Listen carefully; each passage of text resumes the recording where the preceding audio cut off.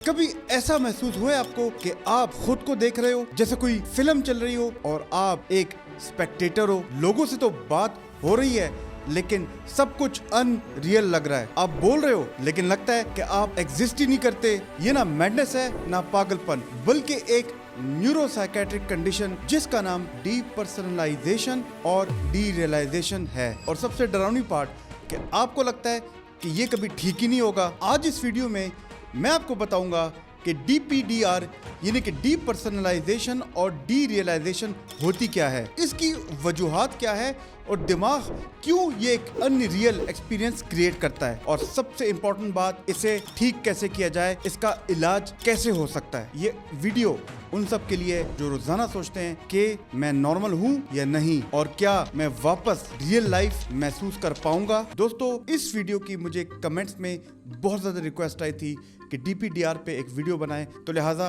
क्या आप इस वीडियो के आखिर तक जुड़े रहेंगे मेरे साथ। मेरा नाम है डॉक्टर अली मुफ्ती, मैं एक साइकेट्रिस्ट हूँ और हम जानेंगे कि ये बीमारी होती क्या है। दोस्तों, हमारे पास अक्सर मरीज आते हैं जो हमें कहते हैं कि डॉक्टर साहब मैं खुद को फील नहीं करता, और कभी कभी तो ऐसे मरीज भी आते हैं कि जब हम आईने में अपना चेहरा देखते हैं, मिरर में चेहरा देखते हैं, तो हमें अपना आप अजनबी लगता है। असल में ये दिमाग का एक डिफेंस मैकेनिज्म है। हमारे दिमाग के अंदर भी ऐसे डिफेंस होता है, बिल्कुल ऐसे ही जैसे किले के इर्द गिर्द एक कैसल के इर्द गिर्द दीवारें होती हैं जो कि उसके लिए डिफेंस का काम देती हैं, उसको शील्ड करती हैं दुश्मन से, अनवांटेड एनिमी से। तो हमारे दिमाग के लिए भी ऐसे ही डिफेंस मैकेनिज्म्स होते हैं, और ये होते हैं साइकोलॉजिकल। तो यानी कि जब दिमाग एक्सट्रीम स्ट्रेस में होता है, एक्सट्रीम एंजाइटी में होता है, तो हमारे दिमाग का डिफेंस सिस्टम एक्टिवेट हो जाता है और हमें ऐसी साइकोलॉजिकल स्ट्रेस से बचाता है। यानी कि जब इतनी ज़्यादा टेंशन दिमाग को मिल रही है और आपको शदीद घबराहट मिल रही है, तो दिमाग का डिफेंस सिस्टम एक्टिवेट हो जाता है और ये रियलिटी को ब्लर कर देता है, दिमाग को इमरजेंसी मोड पे ले जाता है, जैसे कि आपके मोबाइल इमरजेंसी मोड में चले जाता है और आपका ब्रेन हो जाता है शट डाउन। और इसमें आपको सब कुछ एक ख्वाब जैसा, एक ड्रीम जैसा लगता है। और कुछ मरीज तो उसमें ऐसे ये भी कहते हैं कि डॉक्टर साहब हम एक वीडियो गेम के अंदर थे या एक मूवी के अंदर थे और हम अपने आप को खुद उसमें देख रहे थे। लेकिन असल में दिमाग तो आपको बचा रहा होता है, उसका डिफेंस सिस्टम एक्टिवेट हो जाता है। लेकिन जब ये डिफेंस सिस्टम हाईली एक्टिवेट हो जाए, इतना मजबूत हो जाए, तो इंसानों का यही साइकोलॉजिकल प्रोटेक्शन सिस्टम एक जेल बन जाता है, एक प्रिजन बन जाता है। ये एक ऑटोमेटिक सर्वाइवल रिस्पॉन्स है हमारी ब्रेन का। बिल्कुल उसी तरह जब किसी इंसान की बॉडी एक्सीडेंट के बाद उसको पेन ना महसूस हो और वो नम हो जाए, इसी तरह आपका दिमाग भी थोड़ी देर के लिए नम हो जाता है और सेल्फ डिटैचमेंट महसूस होती है। वैसे डीपर्सनलाइजेशन और डीरियलाइजेशन अक्सर पोस्ट ट्रॉमेटिक स्ट्रेस डिसऑर्डर के बाद या क्रॉनिक स्ट्रेस, और अक्सर में ये भी देखा गया कि अगर इंसान पे लॉन्ग टर्म स्ट्रेस रहे तो इंसान कभी कभी DPDR में चला जाता है। लेकिन इसके अलावा ऐसी ड्रग्स जिसमें कोकेन, चर्स, आइस, अल्कोहल शामिल है। लेकिन इसके साथ साथ अगर वो लोग जो कि बहुत ज़्यादा काम करते हैं और नींद नहीं करते, तो स्लीप डिप्रीवेशन की वजह से भी DPDR एक्टिवेट हो जाती है। यहाँ पे ये फ़र्क भी जानना ज़रूरी है कि डीपर्सनलाइजेशन और डीरियलाइजेशन में फ़र्क क्या है।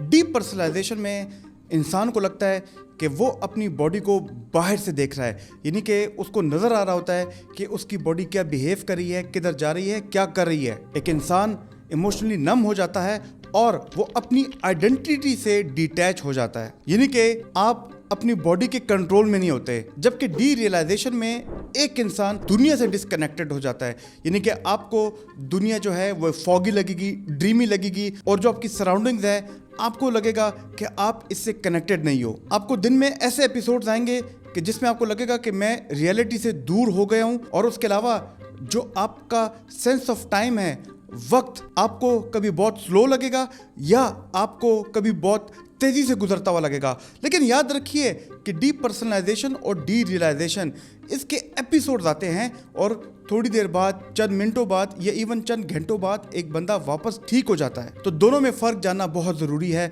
लेकिन इनका सोर्स एक ही है, एंग्जाइटी, स्ट्रेस या डिप्रेशन। अगर इन चीज़ों को हील नहीं किया, इन चीज़ों को ट्रीट नहीं किया, तो ये डिस्कनेक्शन बार बार रिपीट होता रहेगा। अब रियलिटी से कैसे कनेक्ट करें? पहला रूल कि don't panic about the feeling itself, यानी कि अगर आप दुनिया से डिस्कनेक्ट हो रहे हो या अपने आप से डिस्कनेक्ट हो रहे हो, तो इस थॉट के बारे में पैनिक नहीं होना, come out of this toxic loop. दूसरे नंबर पे ग्राउंडिंग टेक्निक बहुत इंपॉर्टेंट है, यानी कि 5 4 3 2 1। आपको लगता है कि अगर आप बार बार रियलिटी से डिस्कनेक्ट हो रहा है, ग्राउंडिंग टेक्निक आपके लिए बहुत मददगार साबित हो सकती है। यानी कि 5 चीजों को टच करें, महसूस करें, 4 चीजों को देखें अपने कमरे में, जैसे कि पंखा, एसी, लाइट और आपका मोबाइल। 3 चीजों को सुने, जैसे कि बाहर से आने वाली आवाज, आपके एसी की आवाज और आपके घड़ी की टिक टिक करती हुई आवाज। 2 चीजों को सूंघें, आपका परफ्यूम या कोई भी कॉफी से आने वाली स्मेल, और 1 चीजों को चखें, चाहे वो बबल गम हो, इवन आप टूथपेस्ट को भी अपने टिप ऑफ टंग पे लगा के सूंघ सकते हैं। ये आपके सेंसेस को डिस्ट्रैक्ट करता है और डीपीडीआर से बचाने में बहुत मदद करता है, आपके न्यूरोट्रांसमीटर्स को एक्टिवेट करता है। तीसरे नंबर पे अपने दिमाग को एक रूटीन दो। रूटीन देना बहुत इंपॉर्टेंट है। मैंने ये भी देखा है कि जो लोग डीपीडीआर से गुजर रहे होते हैं उनका एक स्ट्रक्चर रूटीन नहीं होता। वो एक टाइम पे सोते नहीं है, एक टाइम पे उठते नहीं है, उनका खाना खाने का टाइम एक नहीं होता। तो लिहाजा make yourself a routine and then you have to follow it. एक टाइम पे सो, एक टाइम पे उठो, खाना खाने का टाइम और डिनर का टाइम एक ही होना चाहिए। अगर आपने नैप लेना है तो उसका भी एक टाइम फिक्स करो, क्योंकि जब आपके ब्रेन को स्ट्रक्चर रूटीन नहीं मिलेगी तो वो रियलिटी से डिस्कनेक्ट तो होगी। और उसके अलावा स्टॉप स्कैनिंग योर माइंड कि मैं क्यों रियलिटी से बार बार दूर हो रहा हूं, और देखो कि आपके ट्रिगर्स क्या हैं कि जिसकी वजह से आप डीपीडीआर में जा रहे हो। कुछ ऐसी एक्सरसाइजेस भी मैं बताऊंगा जो कि डीपीडीआर को खत्म करती हैं और ये हमारे दिमाग को बहुत पसंद है। इसमें आती है वेगस नर्व स्टिमुलेशन, यानी कि आप अपना चिन अप करो और वेगस नर्व की एक्सरसाइजेस करो। ये आपके पैनिक अटैक्स को कम करता है, आपकी घबराहट को कम करता है। लेकिन इसके साथ साथ ये भी बहुत ज़रूरी है कि आपको जब भी डीपीडीआर के अटैक्स आएँ तो आप अपने आप को बार बार बताओ all is well, all is well. वैसे ही जैसे आमिर खान ने 3 इडियट्स मूवी में कहा था ऑल इज़ वेल। लाइफ में कितनी भी बड़ी प्रॉब्लम हो ना, उसको बोलो कोई बात नहीं चाचू, सब ठीक ठाक है, all is well, all is well. और उसके साथ साथ रात को जर्नलिंग भी बहुत ज़रूरी है। आप अपनी दिन में 3 पॉजिटिव चीज़ों को लिखो और 3 नेगेटिव चीज़ों को भी लिखो, और ये रोज़ाना करना, यकीन जानिए दोस्तों, ये सिर्फ 3 मिनट लेगा। इस तरह से आप अपनी माइंड से नेगेटिव बातों को हटा सकते हो, डिलीट करवा सकते हो, क्योंकि आपके ब्रेन की भी एक लिमिटेड कैपेसिटी होती है। इन सब बातों से जब आपके ब्रेन को सिग्नल मिलता है कि आपकी बॉडी रिलैक्स है, सेफ जोन में है, तो आपका ब्रेन रियलिटी से ज्यादा कनेक्ट रहता है और आपको डीपीडीआर के एपिसोड्स कम आते हैं और आप बेहतर होने लगते हो। दोस्तों, इसके अलावा भी अगर आप ना ठीक हो तो फिर आपको एक प्रोफेशनल हेल्प चाहिए, एक साइकेट्रिस्ट, एक साइकोलॉजिस्ट से, जिसमें वो आपकी कॉग्निटिव बिहेवियर थेरेपी कर सकती है, आपकी अनरियलिस्टिक थॉट्स को बदल कर उनको रियलिस्टिक थॉट्स में चेंज करके और उस पर आपको बिहेव करवा सकती है। लेकिन मेरे पास ऐसे बहुत पेशेंट आते हैं जिनको डीपर्सनलाइजेशन और डी रियलाइजेशन के दौरे आते हैं। इनको हम एक खास किस्म की बीमारी होती है जिसको हम डिसोसिएटिव डिसऑर्डर्स भी कहते हैं, यानी कि रियलिटी से डिस्कनेक्ट होना।